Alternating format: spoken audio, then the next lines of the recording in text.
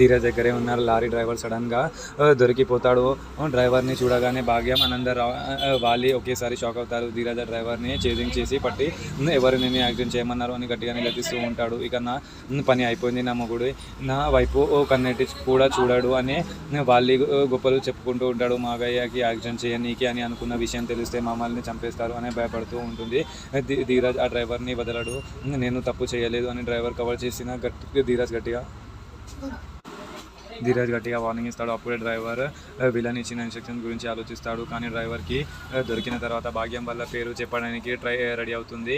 ధీరజ్ డ్రైవర్ని ఇంటికి తీసుకురా ముందే భాగ్యం, ఆనందరావు వెళ్ళి రామరాజు కళ్ళ మీద పడతారు. మమ్మల్ని క్షమించండి, మా వల్ల చాలా పెద్ద తప్పు జరిగింది అని ఏడుస్తూ ఉంటారు.